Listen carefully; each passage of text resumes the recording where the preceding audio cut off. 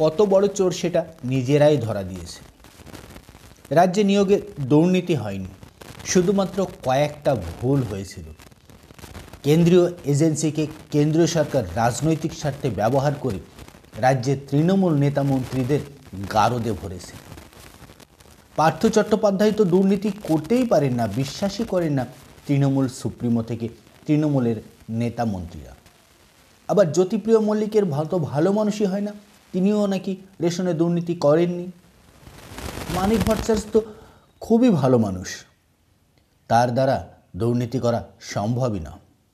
শুধুমাত্র দু একটা ভুল হয়েছে।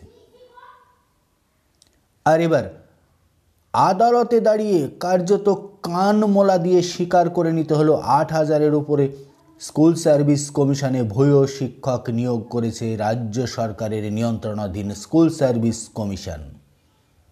মন্ত্রিসভার বৈঠকেও সুপার নিউমেরিক পদ তৈরি করে এই সমস্ত ভূয় শিক্ষকদের বাঁচানোর চেষ্টা করেছিল রাজ্য সরকার। সরাসরি মন্ত্রিসভা, এমনকি তৃণমূল সুপ্রিমো মুখ্যমন্ত্রী মমতা বন্দ্যোপাধ্যায়ের প্রসঙ্গও উঠে এলো স্কুল সার্ভিস কমিশনে 8,000 ভূয় শিক্ষকের যে নিয়োগ, সেই নিয়োগের কথা ভরা এজলাসে স্বীকার করে নেওয়ার ফলেই। আর কেন্দ্রীয় এজেন্সি যে সঠিক পথেই রয়েছে সেটা আরও একবার প্রমাণিত হলো এজলাসে।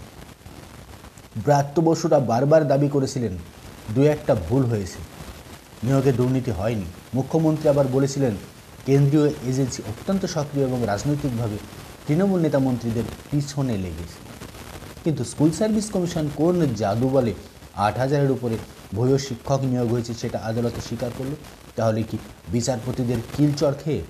না, ভূয় শিক্ষক নিয়োগ হয়েছে, রাজ্যে দুর্নীতি হয়েছে, সেটা স্কুল সার্ভিস কমিশন মানতে বাধ্য হলো আদালতের চাপে।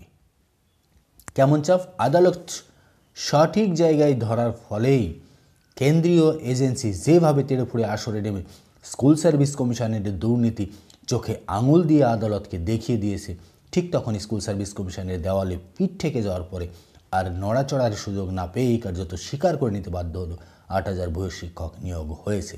এবং কেন্দ্রীয় এজেন্সি যে তদন্ত রিপোর্ট জমা দিয়েছে সেগুলো সম্পূর্ণ সত্য।